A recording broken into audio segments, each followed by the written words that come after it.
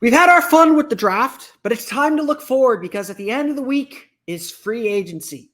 And the Orlando Magic still have a lot of questions to answer to get themselves ready. We'll ask some of those questions before we dive into names on tomorrow's episode of Locked On Magic. That's a deep tease.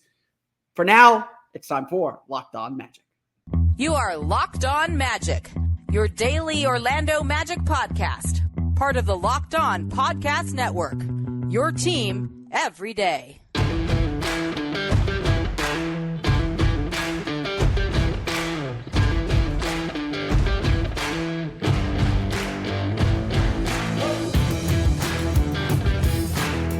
And you are indeed Locked On Magic. Today is June 28th, 2023. My name is Philip Rossman-Ike. I'm the expert and site editor over at OrlandoMagicDaily.com. Of course, follow me on Twitter at PhilipRR_OMD.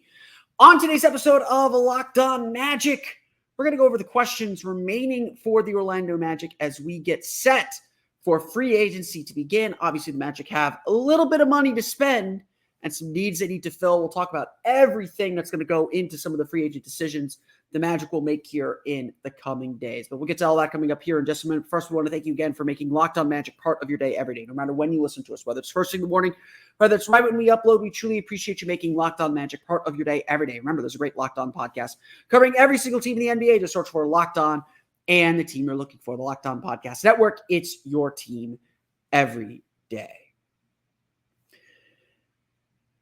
The Orlando Magic are one of the most intriguing teams entering free agency here at the end of the week. They have somewhere between, let me get my math here. I was told there would be no math, but the Magic have clearly taken some steps up, and they're expected to have somewhere between $20 and $25 million in cap room to spend this offseason. The exact number is somewhere at like 23 something, but it depends on a couple of things happening. We'll get into some of those roster decisions coming up here in a moment. But the baseline of what we have to work with, about $23 million of cap room to spend. But the Magic have 13 roster spots filled, assuming they keep some players under contract. They have two-way spots to fill as well. The Magic still have some work to do. And now that the draft is in the rearview mirror, now that the draft is behind us, we can kind of get a sense of what this team has left to do in free agency and what spots this team still has to fill in free agency. I think it's a pretty safe bet that the Magic are going to spend a lot of their free agent focus and attention on their forward and center spots. We talked a little bit about it here, but the Magic spent their draft focusing on the backcourt.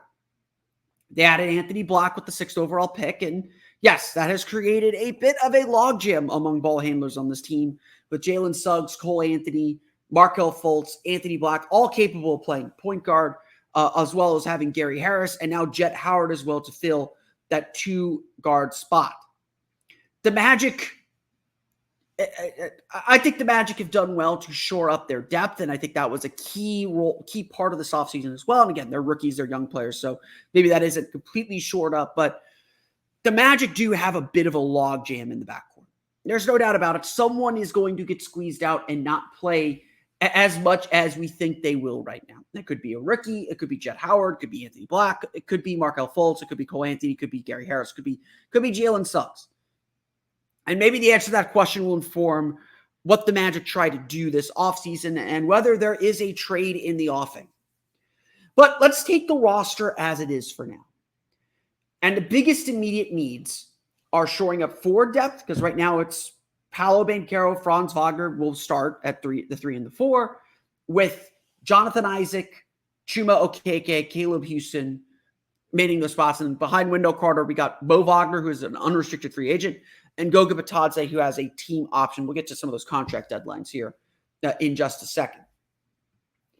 So to me, the big issue that the Magic have, the big question that the Magic have is how do they, fill that backup center role? How much money are they going to commit to it? Because in my eyes, this is the biggest immediate offseason need. The Magic need to get a starter caliber backup center. And if that's where they have to spend their money, that's where they have to spend their money.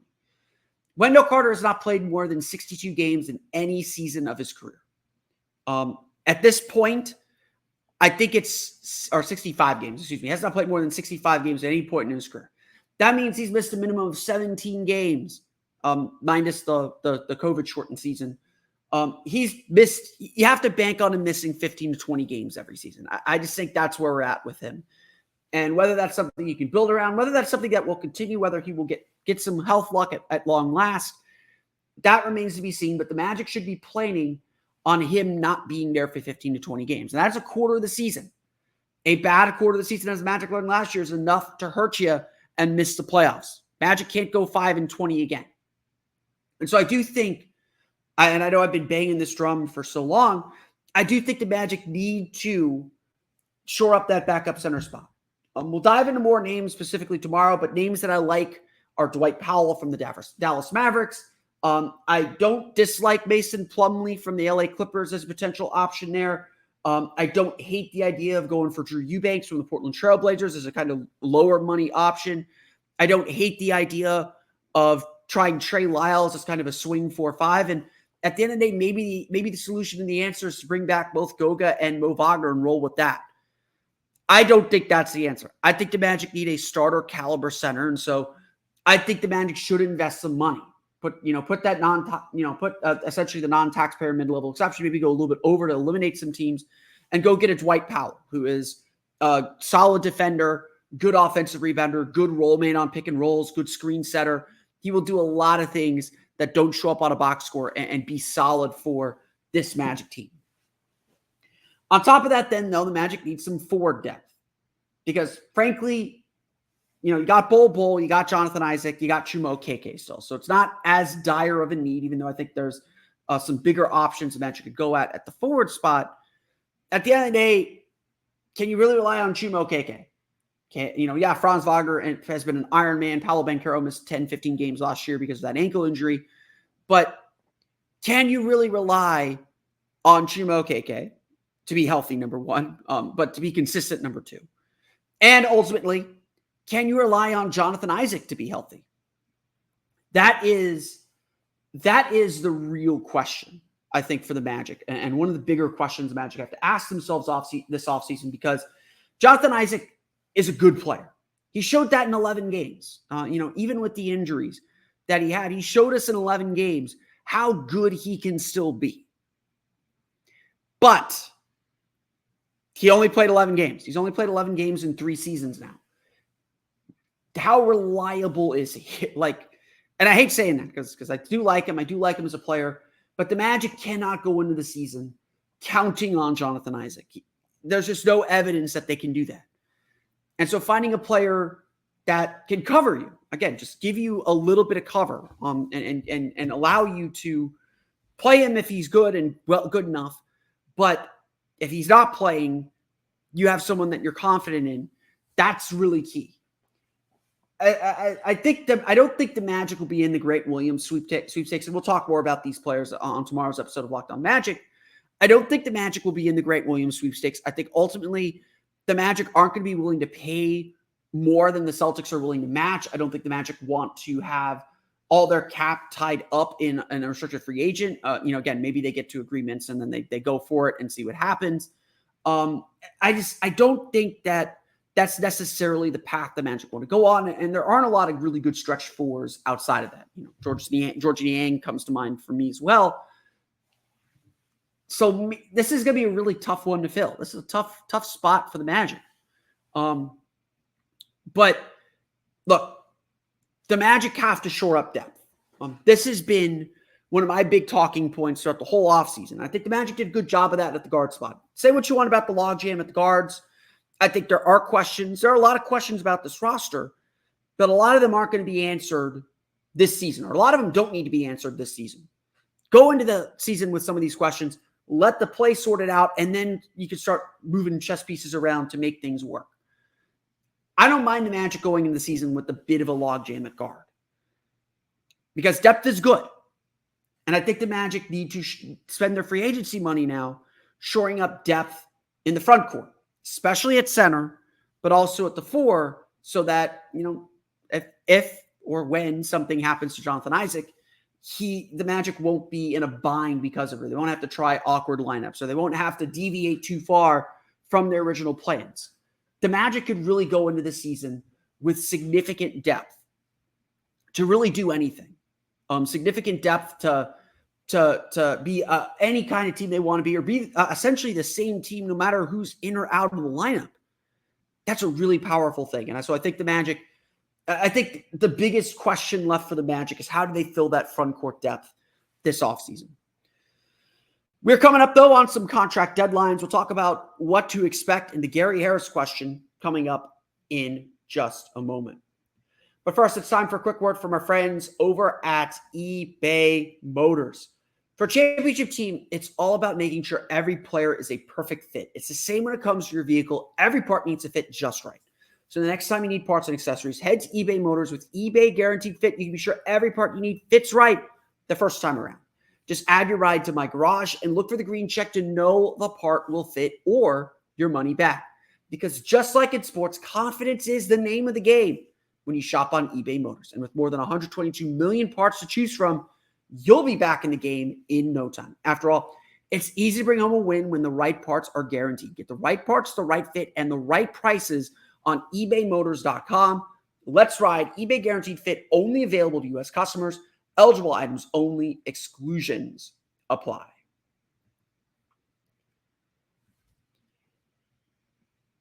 We want to thank you again for making Locked On Magic. Before we get back into it, we want to thank you again for making Locked On Magic part of your day every day. Remember, there are a number of ways to connect with us here at Locked On Magic. One of the fun new ways to do so, and I would very highly suggest you jump in on this as we get ready for free agency, is with Subtext. Subtext is this great new platform that's out there that allows you to essentially have my phone number and text me directly. I will send out updates, especially with free agency coming up. I'll send out my immediate thoughts on free agency and happenings around the league on Subtext. I won't flood your text inboxes too much, I promise. Go to joinsubtext.com/lockedonmagic. That's joinsubtext.com/lockedonmagic for more information. I am planning to do some Subtext exclusive stuff, or I hope to do some Subtext exclusive stuff, like host a perhaps digital watch party for some of the Magic Summer League games on the Subtext exclusive to subscribers. So definitely subscribe today. Now is the time to do it, to get free agency plus the first week of Summer League in your free trial subscription. Check it out today. Join subtext.com/lockedonmagic. Before we get to free agency on Friday, Friday afternoon, 6 o'clock is when free agency officially opens. We will probably get a big rush of stuff right at 6 o'clock. So, again, Subtext is a valuable tool for that, but I'll also be on Twitter as well, talking Orlando Magic basketball. But we got a big deadline before we get there. And honestly, this is the biggest clue to what the Magic are going to do. And that is contract deadlines. Specifically, Gary Harris. On June 30th, so Friday, the Magic have a deadline to essentially, if they waive Gary Harris before Friday, they can get clean off his contract of $13 million. And so, I said $20 to $25 million of cap room. That puts the Magic up to $33 to $38 million of cap room. We said this throughout the whole process, and Jonathan Isaac, obviously non-guaranteed. His guarantee date's in January. He's only 7 of 17 million, I think, guaranteed. So the Magic could free up an additional $10 million of cap room. Orlando, if they really wanted to, could be players for a max free agent spot. If the Magic wanted to get into the Kyrie Irving sweepstakes or the James Harden sweepstakes or the Chris Middleton sweepstakes, the Magic have the avenues and the capabilities of doing so. But that's not likely. I do expect the Magic to keep Gary Harris, but there is a very real question with the aforementioned logjam at guard that is going to occupy a lot of our offseason attention, or at least offseason beyond this season attention. There is at least some thought, or some people who believe, that the Magic should just go ahead and cut bait on Gary Harris and spread that money out elsewhere on the roster and get an extra roster spot. Perhaps you can go after a bigger fish on the free agent market. I'm a little bit skeptical of this idea. I do think ultimately the Magic do keep Gary Harris. Again, if you don't hear anything, that means the Magic have kept Gary Harris. If they have to actively cut him in order to move on from him, I think the Magic will find Gary Harris very, very valuable. They they need some veterans. They're just way too young. They need some guys who've been there. Harris is a great veteran. He really fits in well. He doesn't need the ball a ton. If anything, the Magic need to make it a point to get him the ball more and up his 3-point volume. He should be shooting 6-7 threes a game instead of just 4. He shot 43% from 3 last year. I'm a little bit aghast that, as much as the Magic needs shooting, a lot of people, not a majority, but a significant number of Magic fans that I talk to all believe that the Magic should dump Gary Harris. And I'm just like, you want to get rid of the Magic's best shooter? Whether he starts or not, I think is open to competition. I think that Anthony Black will certainly be in that competition now with Jalen Suggs and Gary Harris for the starting spot, but it may still end up being Gary Harris's spot to lose because he provides spacing. He is a reliable 3-point shooter. He stays out of the way. He's a great fifth starter. He defends well. His only knock is that he's injured a lot. Played only 55 games, I think, last year. He was in the 50s. He misses a lot of games. That's really the biggest knock on him. But when he's healthy, he gives the Magic something that they don't get anywhere else on the roster. And I still think that is so huge and so big for this team. And I don't think anyone should overlook that or negate it. Still, if the Magic do have intel or the Magic do have an understanding that they are going to have a shot at a big fish or that they're going to get one of the big players on this free agent market, let's say Chris Middleton for argument's sake, I don't think that's a good idea, but let's say, then cutting Gary Harris is a casualty of that and not necessarily the wrong decision. Again, I don't expect that to happen, but over the next 2 days, 29th and 30th, we are going to see the Magic make some real roster decisions. On June 29th, Michael Carter-Williams and Admiral Schofield, I believe, have their contract deadlines. They both have team options for next season. I would expect that both will not be brought back. So the Magic will probably make an announcement in the next day, certainly in the next 2 days, that those two players will not be back. That'll open up 2 roster spots for the Magic. Goga Bitadze and Mo Wagner, and those 2 roster spots, of course, taken by Anthony Black and Jet Howard. Mo Wagner will be an unrestricted free agent. Goga Bitadze is a team option for June 30th, if I'm not mistaken. Markelle Fultz has his contract guarantee date on June 30th as well. The final year of his contract becomes fully guaranteed on June 30th. Again, another avenue for the Magic to open up some cap room if they want to open up another $17 million. But again, very unlikely that happens. And again, Gary Harris, to me, very unlikely that the Magic would not guarantee the final year of his contract. At the very least, Gary Harris is also a super valuable trade chip because as good as he was for Orlando last year, everybody else around the league knows how good he can be too. And that's $13 million that you can move. Again, Orlando has some cap room to spare. So if the Magic want to trade Gary Harris for a $20 million a year player, that becomes super valuable. And again, I think it's really, really important to remember this aspect of free agency as well.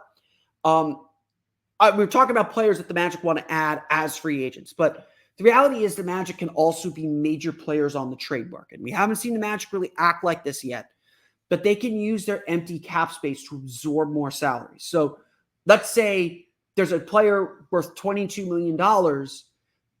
The Magic can trade Gary Harris, add in that new player, and absorb the extra $9 million into their cap space. No problem. That's the kind of power the Magic have. And there will be teams that would see Gary Harris at a lower salary as a more valuable trade chip. And then I think that could be at the trade deadline. Again, same kind of deal with Jonathan Isaac. I don't think Jonathan Isaac's going anywhere. Contract-wise, I've seen some people ask, why do the Magic keep trotting out Jonathan Isaac or keep trying Jonathan Isaac? Well, Jonathan Isaac's actually going to have one of the most valuable contracts in the league next year. If you've heard about the second apron, if you've heard about the upcoming luxury tax, Jonathan Isaac is a $17 million contract this year that's fully non-guaranteed next year. So if you're a team that's bumping up against those luxury tax parameters, Jonathan Isaac is a get-out-of-jail-free card for you, essentially. I think he will be one of the most valuable players at this year's trade deadline for teams that are looking for maybe a little bit of short-term help or just looking to get out of cap hell. If the Magic need someone extra for their roster to take that next step, there could be a team that's bumping up against that second apron or even against the first apron that the Magic can use to get a quality player and essentially give the other team other team like a get out of cap jail free card, essentially. So all of these things do matter. And again, that's why I think the Magic will end up keeping Gary Harris. I'm not sure and certainly Markelle Fultz as well. I'm not sure what they're going to do with Goga Bitadze. I think ultimately they probably let him go into free agency, but still keep the channels open to bring him back. I think it's more likely they bring back Mo Wagner at this point, but that might depend on what other offers he gets. But I don't think Gary Harris is going anywhere. I don't think Markelle Fultz is going anywhere. I don't think Jonathan Isaac's going anywhere. I do think the Magic will put a lot of focus in free agency on their front court, but I think they will retain all these players. When we come back, though, we'll get to the next big question of the offseason, one that will run concurrently with free agency, and that is the extension question. We'll get to that coming up here in just a moment. Free agency is going to eat up a good chunk of our time here over the next couple days, over the next really week or so. We're not sure what the Magic are going to do. You know, Magic obviously keeps super quiet. We've seen them connected to several players, whether it's Grant Williams, whether it's Max Strus. It was Fred VanVleet and Gary Trent Jr. for a while, although I think that has died down. Certainly Magic fans have clamored for Bruce Brown Jr. I would argue also for LA Lakers forward Lonnie Walker. I think that the Magic are probably going to focus on bigs. I'm definitely around on the idea for chasing after Dwight Powell. Send him a 2-year, $25 million contract. And let's just go with it. He knows Jamal Mosley. He'll fill in a lot of gaps for this team. I don't know if Dallas can afford to let him go, but they're going to be so focused with Kyrie Irving. Maybe you can sneak in and grab him. He's 31. He's certainly on the older side, but the Magic needs some veteran help, and I think he can start. He starts admirably for the Mavericks, even if he's just kind of a gap filler for any team, just someone who's going to kind of stay out of the way and just do the things he's good at. But concurrently with that, the Magic are also going to be asking some bigger questions about their future. And they're questions that have gained a little bit more traction again as they look ahead to and focus on what they look like beyond this season. This is an extension summer for Markelle Fultz and Cole Anthony. Markelle Fultz, even though I don't believe they can agree to extensions until September, both are extension eligible and both seemed to have a future with the Magic, but now that future looks a little bit cloudier, looks a little bit more uncertain.